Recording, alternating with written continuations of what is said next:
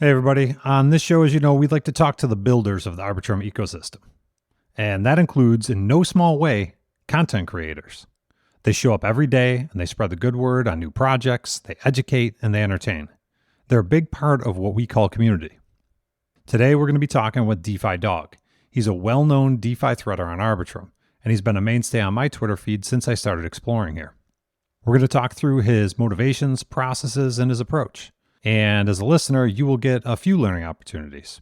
First, if you're a founder, you will learn how a threader looks at your project and get tips on how to produce documentation that makes it easy for content creators to share your project. You'll also learn how to best engage with content creators as partners. Second, if you're a content creator yourself, you get tips on how to organize your research and how to present your work. We're also going to talk about how you should be engaging with paid promotions and how you should disclose those to your audience. I really appreciated DeFi Dog's candor on this topic. And finally, if you're a crypto investor and explorer, you'll learn tips on how to properly do your own research. I have no disclosures for the show, except to say that I'm a fan of DeFi Dog's work and that I regularly learn from him on Twitter. And here we go.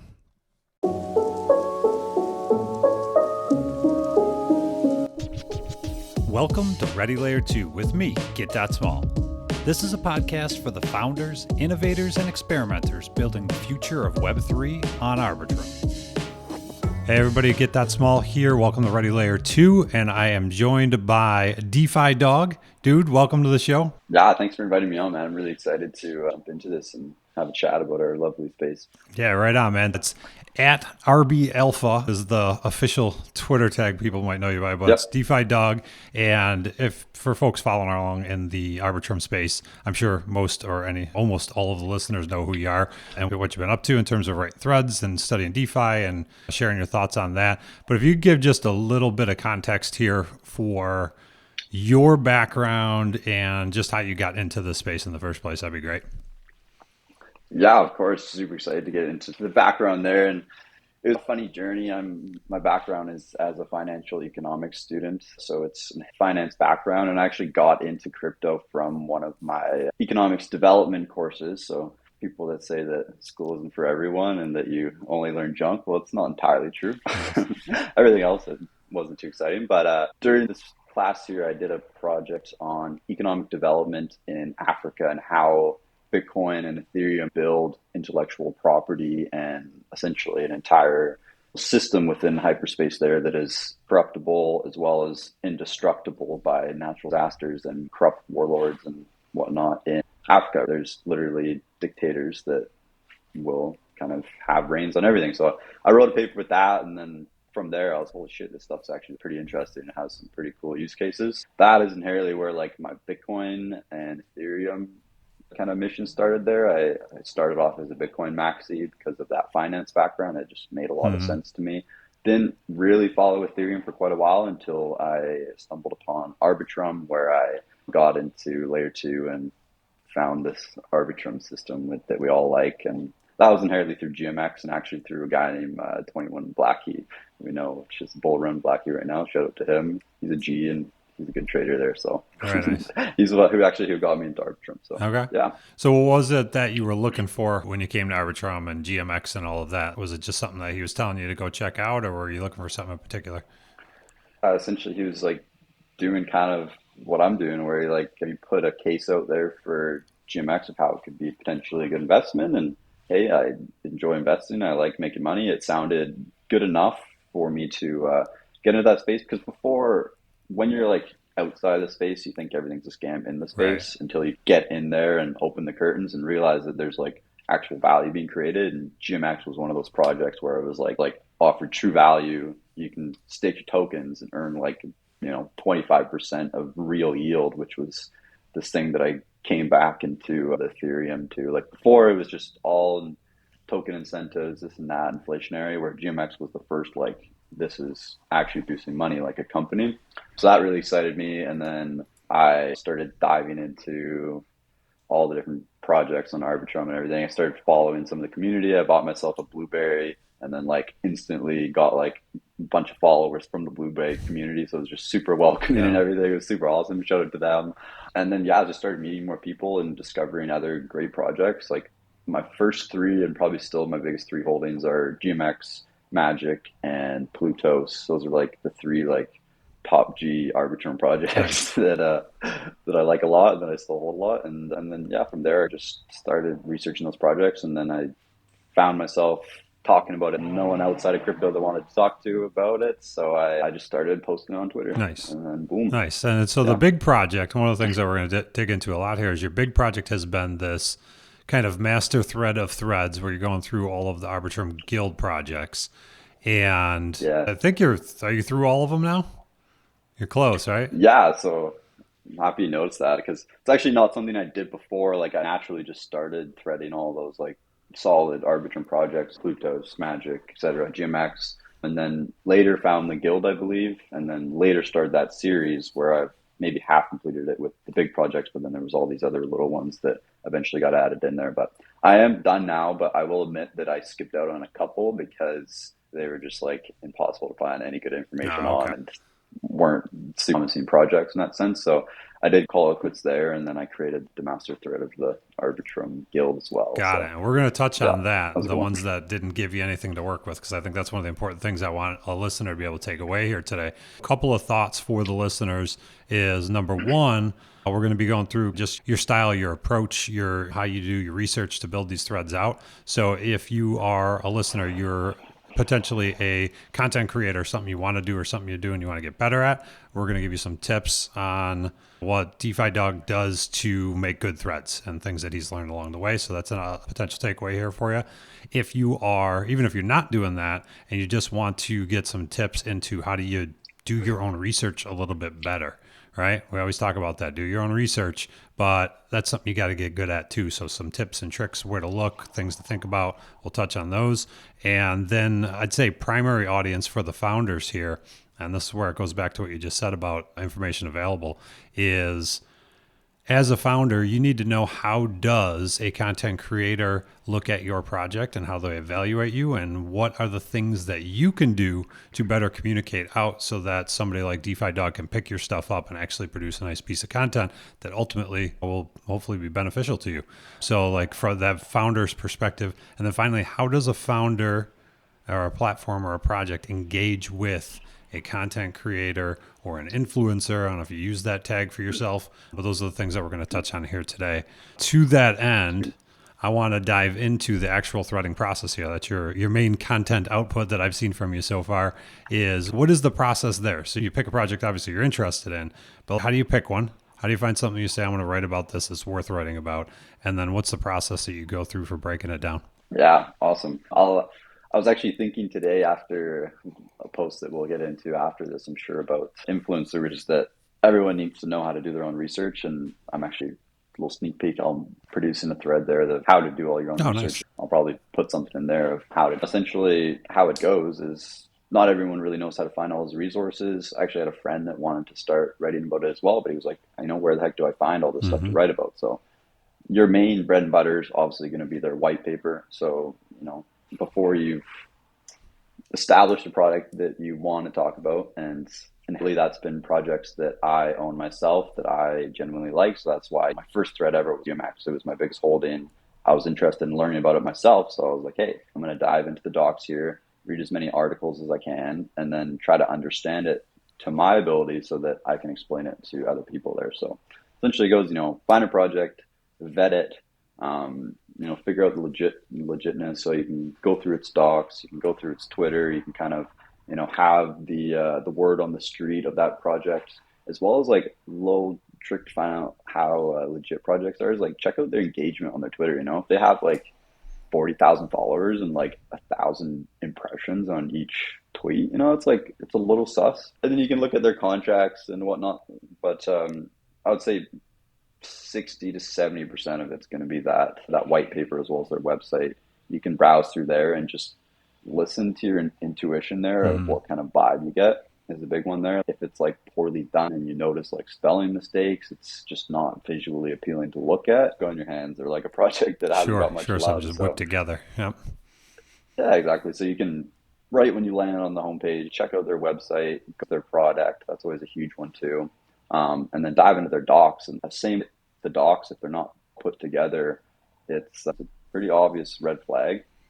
Sometimes bad projects can just have really good docs too, Sure. so you got to be Yeah. careful about that. Perfect example of the project point of view of how I look into it. I did a thread on Hop protocol, the bridge there, as a part of my guild series, and at the end of my thread, I was like, the docs, they don't look Mm. blah, blah, blah, as I used it as one of my cons.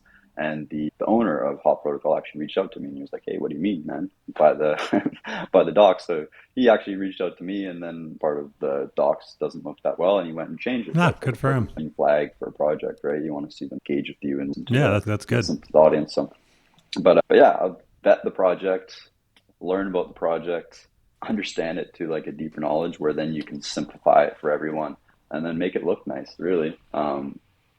I'm just a dude that starts reading about projects, understands them, and then puts them in a way that I would like to read them. Gotcha. So, and it's completely unbiased opinions. I simply just put out what I've learned out there, and you can take that as you do, and then probably transitions into our way of. I guess I'll let you bring up the influencer part there, but I think that's where that'll lead into. Yeah, right on. We're definitely going to touch What, on that because that's important. There's a bunch of different threads there about once you build an audience, just the responsibility that you have in terms of this. We're going to come back to that. I want to dig a little bit deeper into the threading process itself first. So, other things like you said, make it look nice. And I could see you take some time putting together some images. Looks like you make some of your own kind of like meme-ish images and things like that. So you're putting a little bit of thought and time into that's just visual appeal and entertainment, I imagine is what you're going for there, right? yeah, like the images one that I had fun with a while ago, where I'd make like these little meme things, but they actually started taking like way too long. Like I'd spend like That hours and happens. hours on these things, so I ended up going to like Midjourney is mainly where I get my images from Oh, now, there where you you can go. just pop something in there and get a great image for a little tidbit there of alpha. You just take whatever defaults you get out of Midjourney, or did you do any kind of prepping of it? Yeah, I played around with it a couple times. I've actually played around with it so much that I got to go paid version now, but I haven't quite figured out or got around to doing that. Nice. But sometimes I'll edit some things in there and whatnot. But I'm not really like a graphic designer or anything like Yeah. that. I just play around with it and see what I can make of that. And because that's essentially the first thing you see when it's on Twitter, right? You Yeah. want those nice, colorful, vibrant images to attract attention. It's like inherently Yeah, the it's name of just the like game. anything But else, a wall of text, and you're going to be like, I don't got time for that. yeah, and I'm sure everyone's seen it around. The first post is 80% of the thread. If people don't look at that first post and be like, hey, I want to read this, then it's going to 10% of what it should. Yep. So I'd spend, a good amount. Obviously, it takes time to put all the content together and go through the whole sequence of, crafting that content. But I go back to that first one a lot and revamp it, image that makes sense from everything that's below that and Okay. whatnot. So So, you're bouncing back up to the top throughout and overall flow as you're putting it together. yeah. Okay. Funny, right beside me, I actually got this book here, which is the Oh, Copywriter's nice. Handbook. Shout out to NFT God. He has that one out there. I haven't got fully through it, but it's a lot about that. Of that first post is 80% of the job. Put some good images out there. Spend a lot of time there. So Yeah, I think that's a that, good piece of advice right there. Just generally speaking, is any time spent developing your ability to write copy is huge. And there are known techniques. That's one that you just mentioned there, but there are like known techniques that have been working for centuries on humans in terms of getting attention and things like that. So I'd yeah, second that. Any time spent studying copywriting, tactically is time well spent if you want to create content. yeah, 100%. And going into that as well is it's like kind of unfortunate. But like the things that do well are the excitement of 100x this and 100 up that. So I'm kind of battling that right now, where it's like, do you like produce that title that's kind of clickbaity and gonna help your post do a little bit better? 'Cause again, that's kind of the name of the game, is like we're trying to get as many views as possible. And if you put out something that's just like blah blah blah thread on magic, it's not gonna do well. And Right. you spend all this time producing this content, you want it to do well. Yep. And that's where the copywriter's handbook kind of comes in. And in terms of the way that these things are structured, so your first tweet tends to be basically here's the things you're going to get from this. Here's a like bulleted list of them. What are we going to cover? Bang, and you're going to learn these things. What are the mechanics of that? What are you really trying to communicate with that first tweet, and how do you build it? Yeah, so there's like the excitement, engagement post at the beginning, and then obviously like what you're going to get, why should you stick around, And I don't know, it's just something I picked up. I have a template now that I just put every project I Okay. thread into, where it's, you have the main one, and then usually too long don't read, and then you can go over the overview of what is the project, what does its products do, why should you even care about what these things do, and then usually there's like a tokenomics or maybe special section there. So it varies a little bit, but there's always that overview of about 3 to 5 subject line, always an overview of the project, always a tokenomics, and then always like a product. Got it. Yeah, and I like that like template approach to things too, because that's helpful to your readers who get to know your style then too. They can quickly decide, do I care about this or not? And if it's too hard for your readers to understand that, over time it's going to be a lot easier for them to skip past you. Even if I've liked stuff in the past, but the last 3 I were kind of a waste of time, and now I'm just going to stop looking. I think that those common cues are super helpful in content. So I like that approach. Yeah. And then like when you're going through, so obviously we're talking about the structure a lot here, but I also want to touch on when you're looking at the docs, right? So the docs, the website, you're looking for things that look well done, feel professional. I got all that. But then once you get past that, when you get into the content of it, there's a couple of key things you mentioned. Obviously, tokenomics being one of them.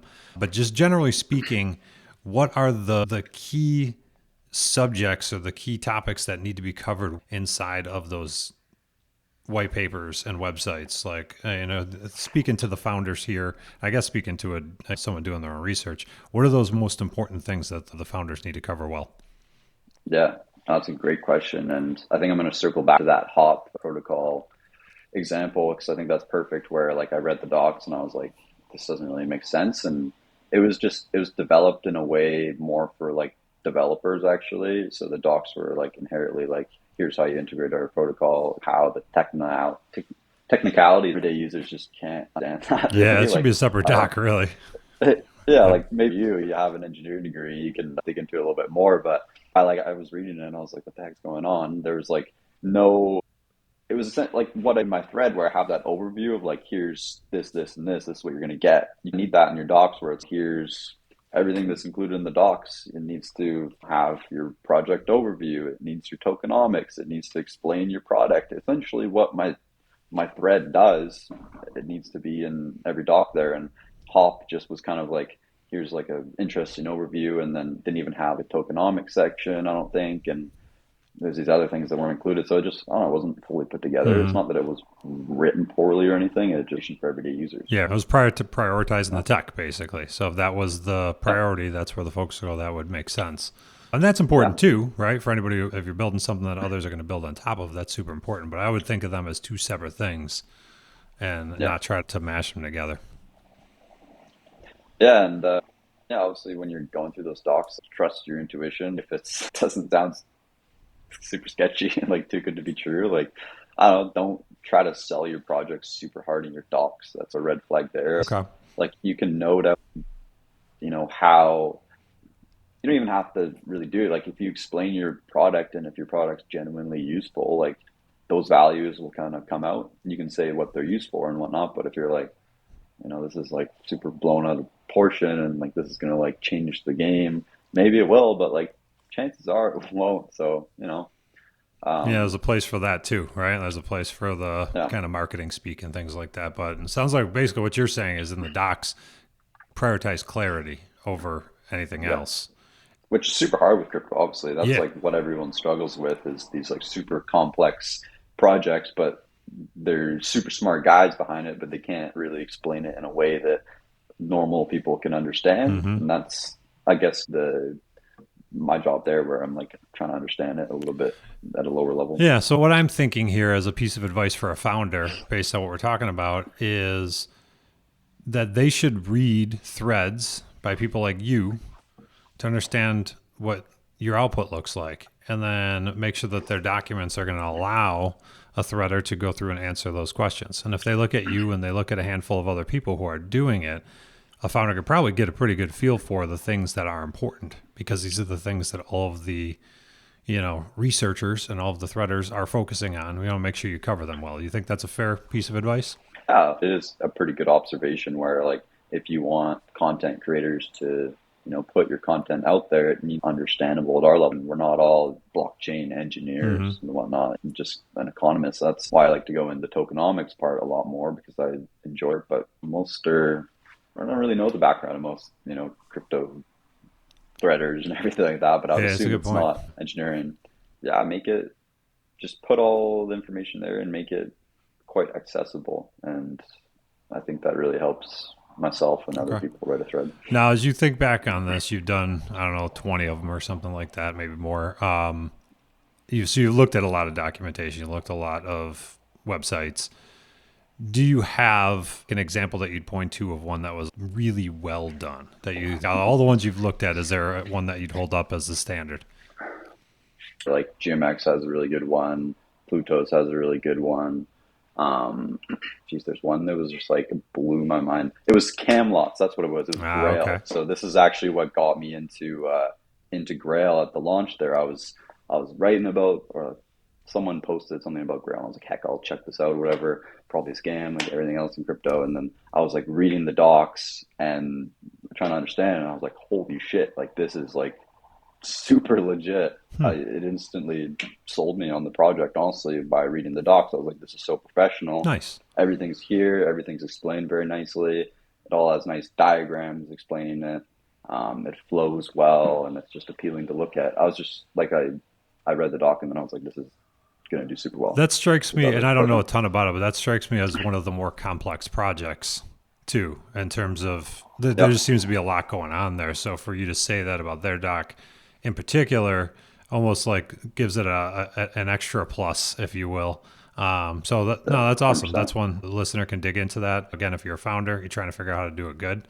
There's an example of one that obviously gave Defi Dog everything he needed to do this thread, but impressed him as an economist and with his background and with looking at all of these other examples. So I think that's a good one to go check out in that regard then. Yeah, it really spoke to the team. Like when you see a doc like that, you're like, wow, this team knows what they're doing. I'm happy that one came to me, and obviously it ended up doing very well. They're doing well, no doubt about it.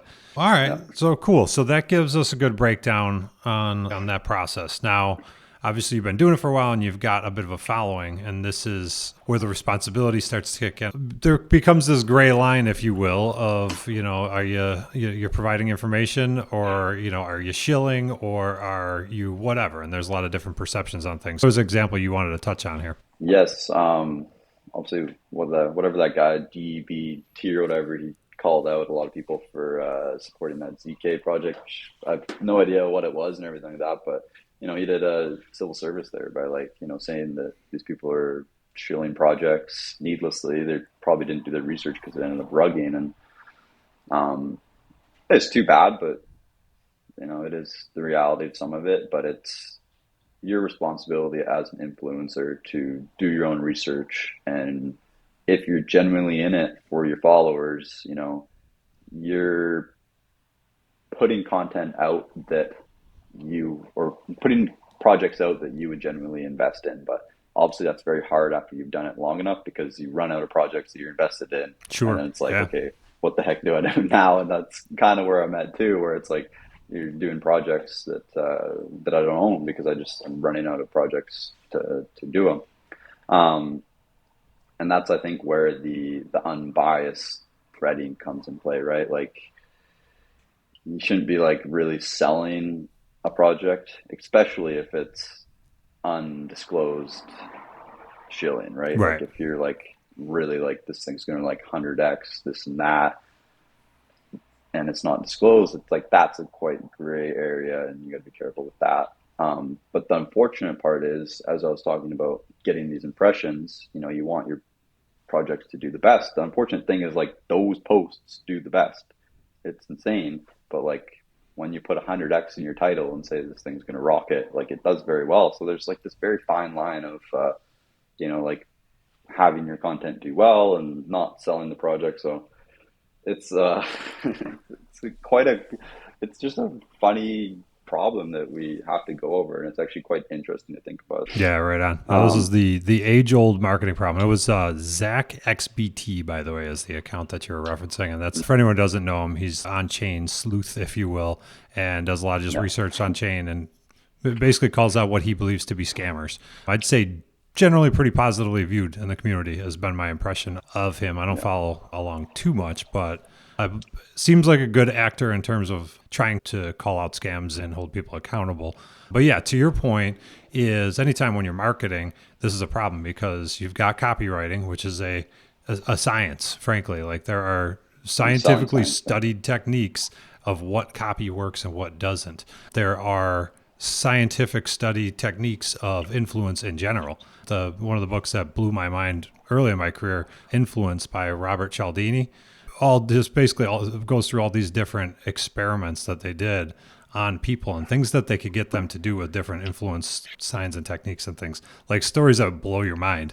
These are all marketers use them, and there's this line between what are you using them for?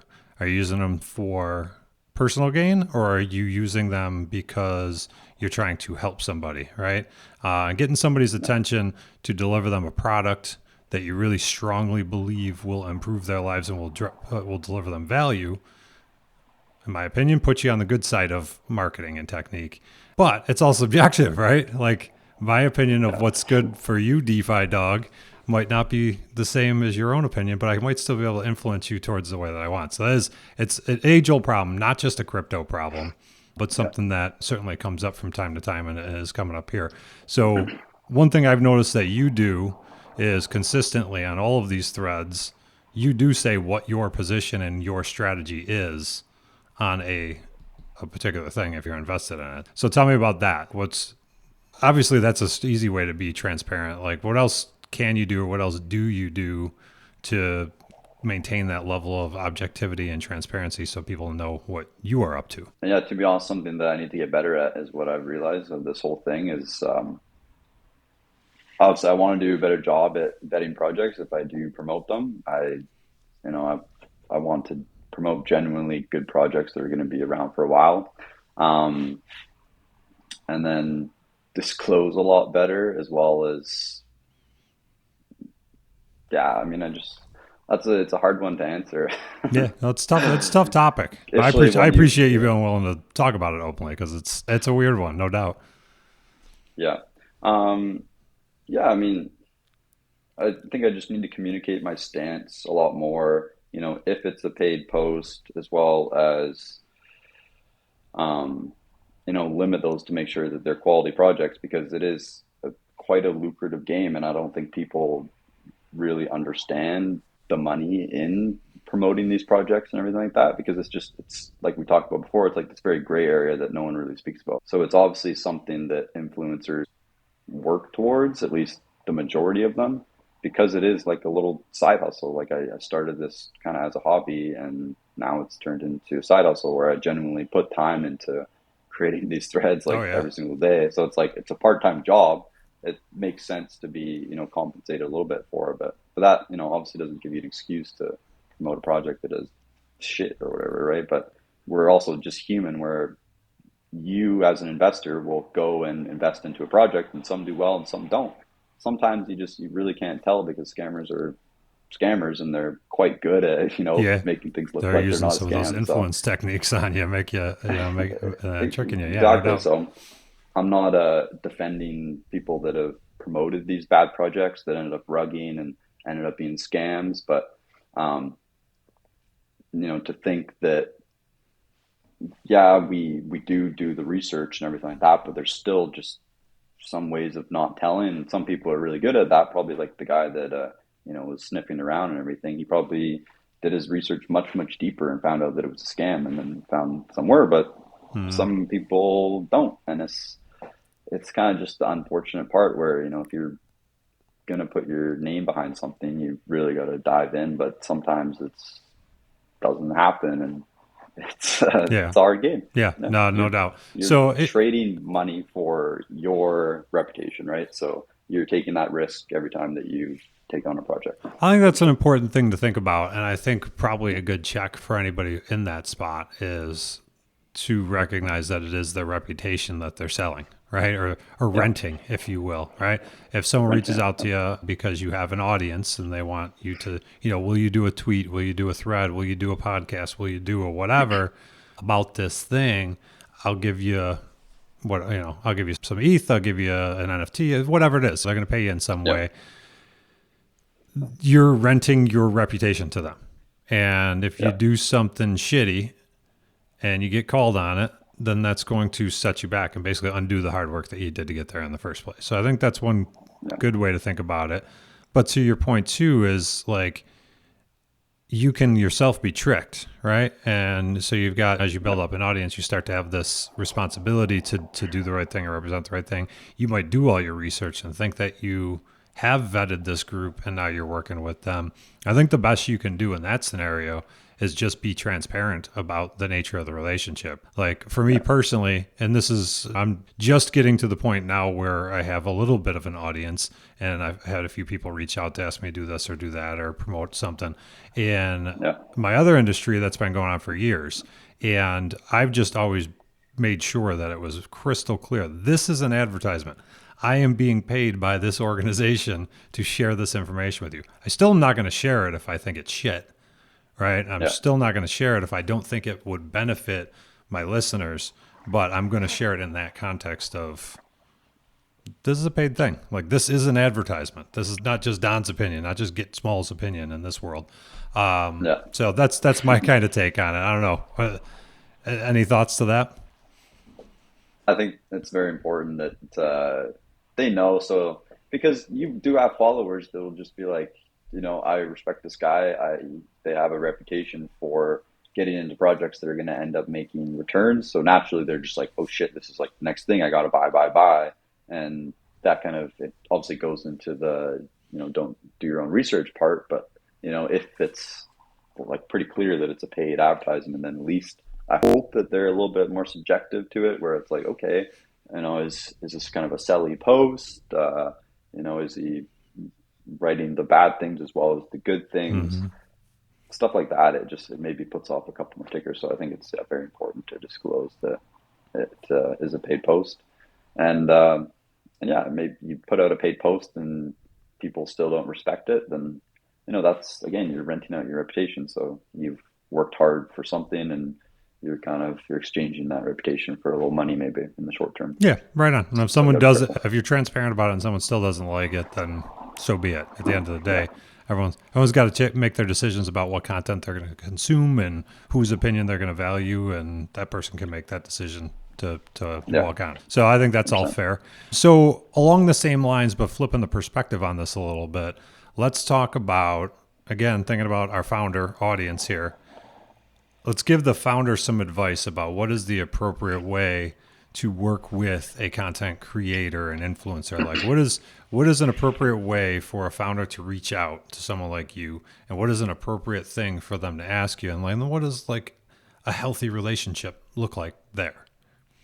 I think the kind of ambassador programs or like continued support works very well. Like if you have a project that reaches out to you that genuinely wants to like craft a relationship, and they're not just like, X amount of money, post something, and then X amount of money, post something, like reach out and be like, hey, like I genuinely enjoy your content. Your, content is relative to our project. It's very important that there is kind of a match there in some sense. And I don't know what that may be, maybe a trading account. So like a DEX reaches out to you, or you might be like an NFT account. So an NFT project reaches out to you. So like it should be a long lasting mutual relationship in that sense. So I don't know. There's not really a right or wrong way from my standpoint. Like if you're genuinely trying to get my attention, like it needs to be like a professional outreach. I want to know that your project and your team is professional. So do it in any matter, shape or form that seems professional. Don't spam my comments being like, check your DMs or whatever. There's this one project that like reached out to me before. I'm not going to say or whatever, but like commented on my stuff and then like got in the DMs, and then I was like, when post, and like just like completely like spam me, and I'm like, I'm not gonna do it. I'm not gonna work for you. Like right. You're just kind of annoying. So professionalism and clear with your intentions. The trust thing's always tough in this business in particular. It's tough. Trust is tough anywhere, but trust in crypto is particularly tough, especially when you have people that are pseudo-anonymous or completely anonymous or brand new projects, no known track record. There's people all over the world, right? So there's different cultures that show through in some of these communications, and that can be Yeah. hard to read. So like trust in general in crypto is tough. Do you have any thoughts on that for a project? Again, thinking about everything that you've looked across, all of these documents, all the different folks that you've interacted with. If we've got a founder here who does have good intentions, who is trying to build a project and create value for a community, do you have any advice for them other than what you've said already? That is, here's how you go and establish trust. Here's how you demonstrate that you're a good actor. Yeah. I feel like community is a big one. If you just come out of the blue and start like paying influencers content and whatnot, it's not going to really create a very natural community and whatnot. So like Mm, projects that you've seen that have done the best probably weren't shilled straight out the gate, I would say. They spent their time and they created a nice little community. I don't know, maybe they got help with other accounts to help put their content out there to reach more eyes, but I don't know, they're generally like interacting with people and creating a community around their brands that are around other people's brands that just trust that project because they trusted that influencer. Like mm-hmm. they genuinely trust the project page. Like you're creating your own brand and that brand needs to be reputable and funny, engaging. I don't know, like all those things that you'd follow a normal account for, you want to see in an actual project as well. Yeah, I like that. It's like the do things that don't scale in the beginning kind of concept, right? If you try to go Yeah. 0 to 1 million right out of the gates, there's really no way to do that but to pay chill. Like you're not gonna get that much attention that Yeah. fast doing it like the slow It's organic way. super red flag. Yeah. Yeah. Like No, if you I see agree. It that looks too, you should super be like, sketchy when you see that happening. yeah. Yeah. Also Okay. going into that engagement part, like if you go to like have and they have like 50,000 followers and like 1,000 impressions, well, it's like they probably tried to skip a couple pages Might there be a and they few bought bots involved. followers, a few bots. Like it's something to look at, and like it shows that they're trying to speed that process up, and that's sometimes it works, and sometimes people like make a lot of money. Sometimes it's quite a big red flag. Yeah, right on.